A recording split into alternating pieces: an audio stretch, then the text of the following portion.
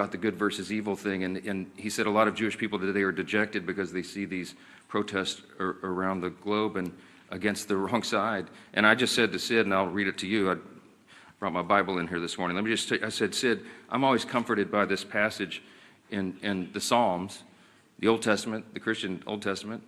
But this is the Psalm of the Jewish people, the Psalm of David, Psalm 37. And it says, commit your way to the Lord, trust in him, and he will do this. I'll read it to you. Trust in the Lord and do good, dwell in the land and enjoy safe pasture. Delight yourself in the Lord, and he will give you the desires of your heart. Commit your way to the Lord, trust in him, and he will do this. He will make your righteousness shine like the dawn, the justice of your cause like the noonday sun. It says, be still before the Lord and wait patiently for him. Do not fret when men succeed in their ways, when they carry out their wicked schemes. I told my friend Sid on the radio, and he was comforted by it, and I think others will be as well. We're all comforted by this. I know that the God of Abraham, Isaac, and Jacob is fully in control. We'll let that rest there. Let me talk about the shutdown here real quick, and I promised you just 5 fast facts, 5 key facts, okay? I'm going to start with Leader Schumer's record, because he is leading the opposition, and he is the one telling the Democrats to keep the government shut down. Chuck Schumer has been in Congress for 44 years. He was first elected to the House in 1981. Just for reference, I was 9 years old. I was in the 3rd grade when Chuck Schumer came here to Congress. Throughout his entire career, he has been very, very consistent about the necessity of keeping the government open until just now. In fact, I want to read to you an excerpt from 7 months ago, his floor speech on March 13th, 2025. This is Senator Chuck Schumer in March of this year. Quote, on the Senate floor, while the CR bill is very bad, the potential for a shutdown has consequences for America that are much, much worse. I believe it is my job to make the best choice for the country to minimize the harms of the American people. Therefore, I will vote to keep the government open and not shut it down, unquote. Now, what was Chuck Schumer talking about? The exact same bill that is on the floor today. That's what he himself said. And he did vote to keep the government open. And then, during an interview with Jake Tapper on CNN following that vote, on March 14th of this year, he said, quote, I'm proud I did it. I know I did the right thing, unquote. That is Chuck Schumer himself. Today's the exact same scenario. It is the exact same vote. It is the exact same spending levels. And he has no reason whatsoever to do anything different, except for the politics. So that's fact number 2. Fact number 1 was Schumer's record. Fact number 2 is his calculation today. It is purely about politics. He is recognizing the reality of the political winds changing in the state of New York. As I mentioned yesterday, they are likely to elect a Marxist to be the mayor of New York City, and Chuck Schumer is terrified by that. He's been in Congress a long, long time, and he is not the flavor of the day. He's not far enough left for the Marxist, and he knows he's going to get a challenge from his left flank. So he has to show a fight against President Trump, no matter how ridiculous it is, no matter how distracting it may be to the actual issues of the day. He's got to do that. Democrats have been in the political wilderness since last year's election. I got a couple of numbers for you here. Just over a week ago, Quinnipiac released the latest poll, the lowest favorability rating for the Democrat Party ever recorded. They're at about 30%. 30% favorability. Democrats have hit historic lows in poll after poll since the beginning of this year. Wall Street Journal poll, CNBC poll, the Pew survey, et cetera, et cetera. You've all seen it. Many of you reported on it, or have reported on it, and that is a fact that is inescapable. Third fast fact this morning, the Democrats' record on the CRs. You know about Chuck Schumer's record, but they've all done it. Democrats and Republicans have worked together to pass 13 CRs to keep the government open under the Biden administration in the previous 4-year term. Democrats supported every CR close to unanimously in the House and the Senate. In fact, their average is 99%. 99% of the Democrats who are voting no right now voted yes 13 times on the almost exact same, word for word, very simple CRs to keep the government open. But they won't do it now. The fourth fast fact this morning is the actual cost of the Democrats' CR counterproposal. I showed you all the graphics and all the evidence, and it's still there on my website at speaker.gov. You can go and see. The Democrats' counterproposal, what they're demanding to reopen the government and get it working for the American people again, would result in nearly $200 billion being spent on health care services for illegal immigrants and other non-citizens. It's enough to fund the entire children's health insurance program, $200 billion. And that's just part of the $1.5 trillion in new spending that they want to hoist upon the American people for big liberal wish lists in the middle of a very simple 7-week stopgap funding measure to keep the lights on.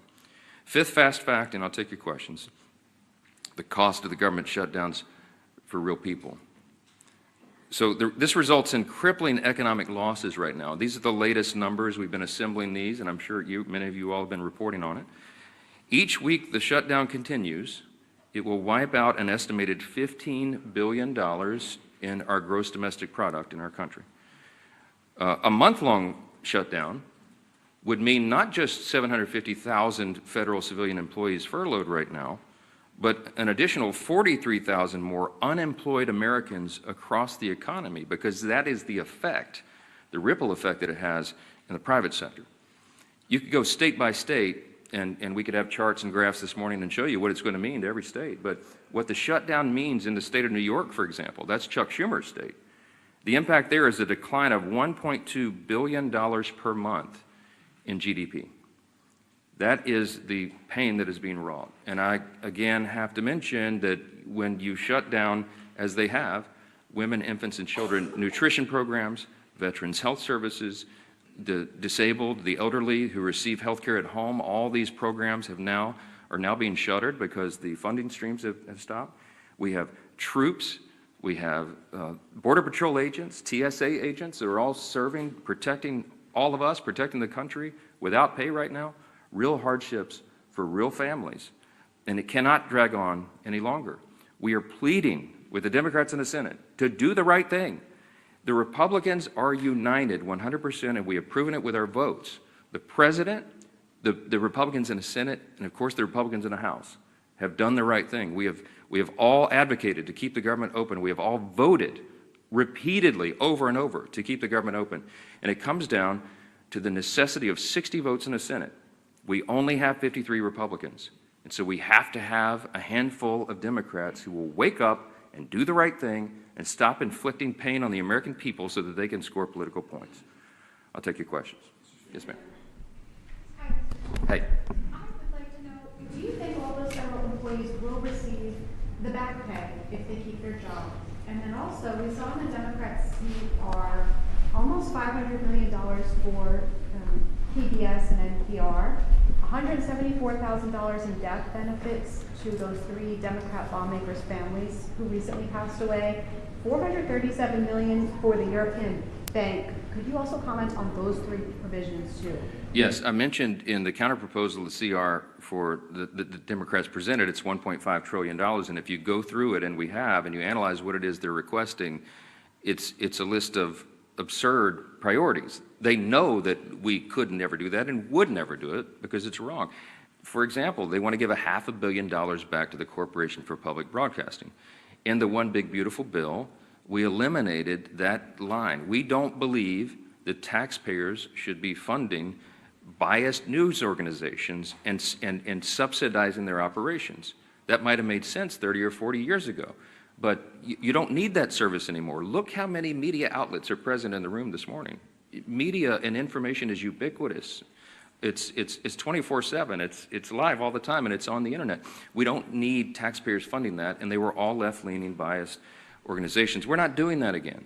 And some of these other priorities that you mentioned, there are many that we could list that are just outrageous. It has nothing to do with the current proposal to keep the government in operation for 7 more weeks so that we continue the appropriations process. We're trying to fund the government, and you need Republicans and Democrats to work together to get that done. With regard to whether the furloughed civilian employees of the federal government will receive back pay, it is true that in previous shutdowns, many or most of them have been paid for the time that they were furloughed.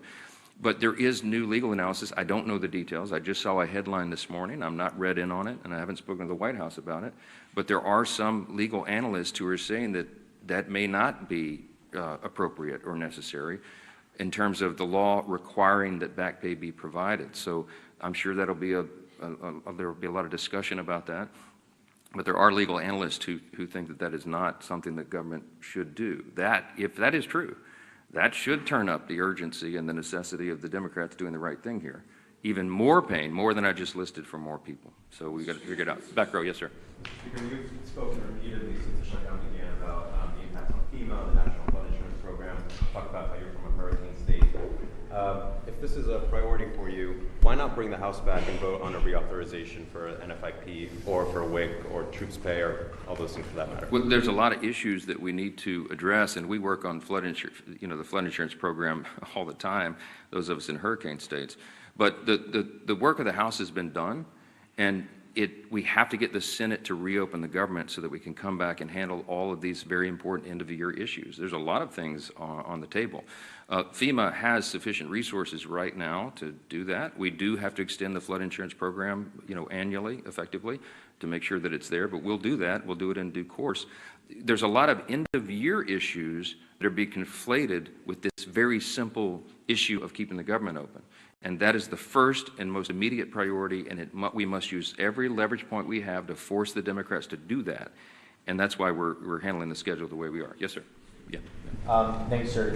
You've talked about Leader Schumer's record with regard to continuing resolutions. Your record, you've voted against continuing resolutions in the past, including when Speaker McCarthy was the Speaker. How do you explain your stance now versus yours previously? Yeah, different circumstances, different times. When we did CRs in the past, you had leverage points of things that when the Democrats were trying to put their partisan priorities in, we were trying to use whatever leverage we had in the minority to take them out.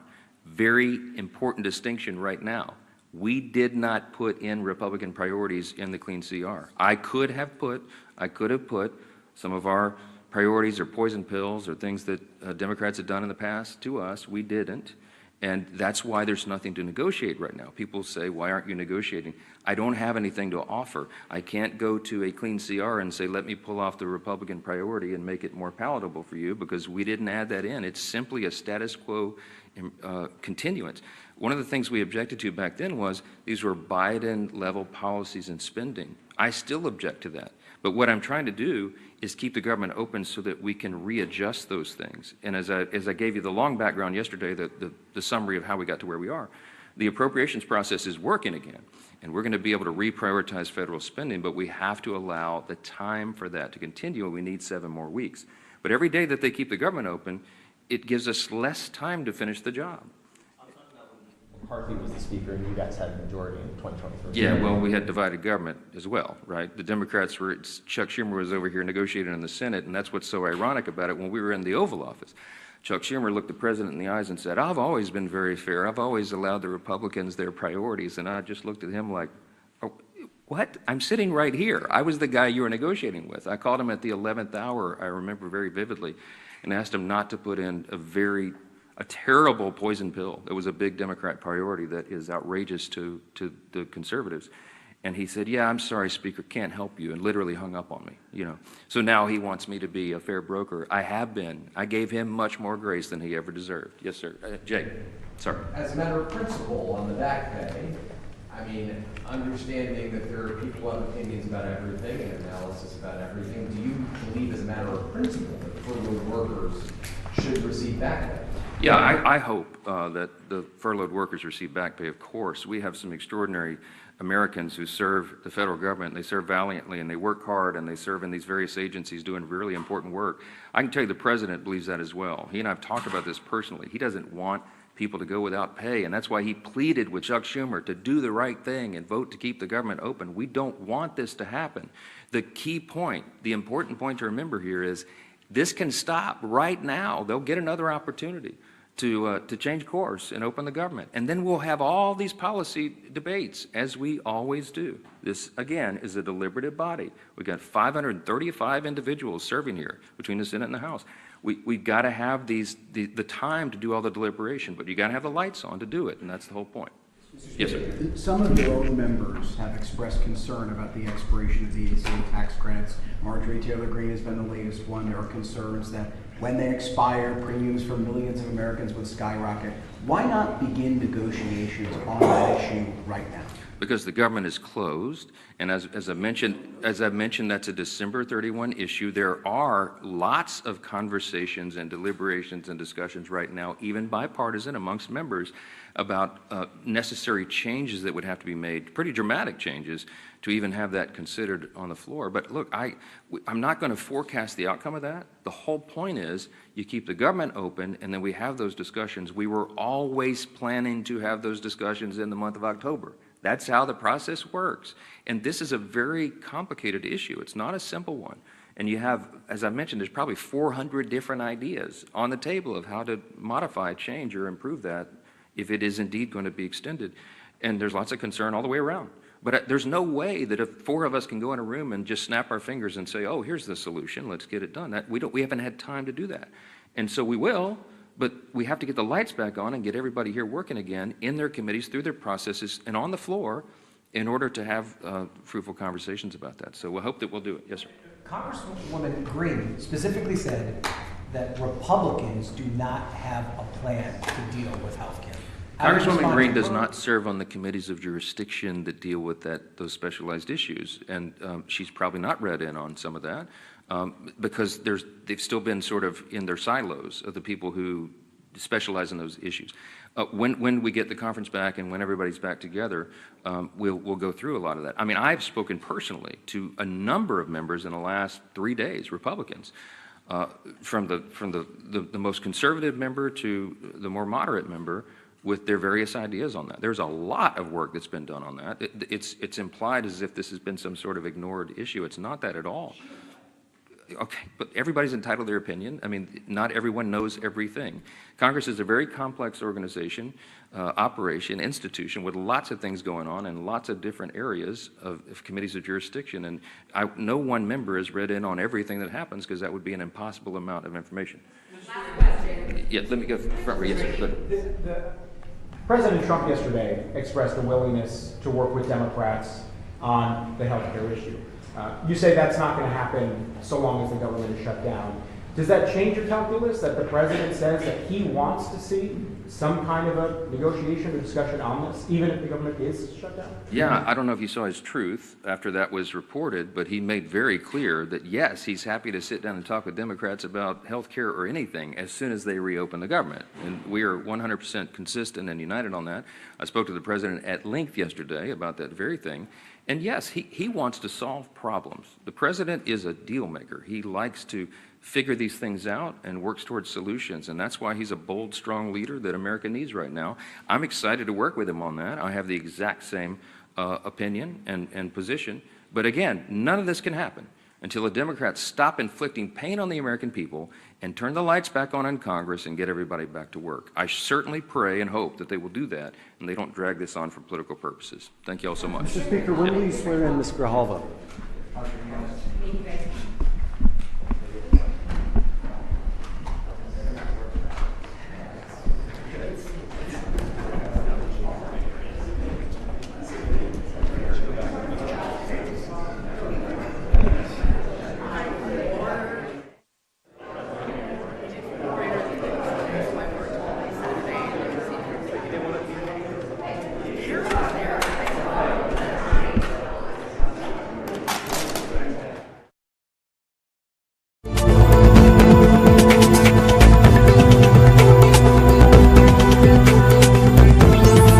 Get some questions. Well, sadly, that status has not changed. As you know, last night, the Senate Democrats, the same group, voted again to keep the government closed. So that was their 5th vote to shut the government down on the American people. It is regrettable and sad, and real pain is being felt by real people because of these political shenanigans. So today, instead of the 6 simple truths, I'm going to give you 5 key facts, okay? And then we'll do some questions. I'll be more brief today. I do think it is incumbent upon us to mark the tragic anniversary of October 7. And I'll just say just a very brief word about that. There's a lot that could be said. But there are protests right now around the country and around the world against Israel. And it makes no sense. We have to remember what October 7th marks. It was a massacre. you had 1,200 people that were murdered, many of them tortured and raped. I mean, just the most heinous crimes. Bloodthirsty Hamas terrorists went into villages of Jewish people in Israel and murdered babies and put them in ovens. It's unspeakable, and I won't go into the gross detail of what happened, but it was just terribly, terribly tragic. And then, of course, they kidnapped 250 people. It was the darkest day for the Jewish people since the Holocaust. And these are objective facts, and right now there are people protesting against Israel for fighting a war to defend their people and their homeland. And I would just say this very brief. I was on a radio interview this morning at WABC in New York. One of my friends there is Sid Rosenberg, and he is the host of that program, and he is himself Jewish. And we were talking about this, and we were talking about the good versus evil thing, and he said a lot of Jewish people today are dejected because they see these protests around the globe and against the wrong side. And I just said to Sid, and I'll read it to you, I brought my Bible in here this morning. Let me just I said, Sid, I'm always comforted by this passage in the Psalms, the Old Testament, the Christian Old Testament, but this is the Psalm. We had some questions. Well, sadly, that status has not changed, as you know, last night.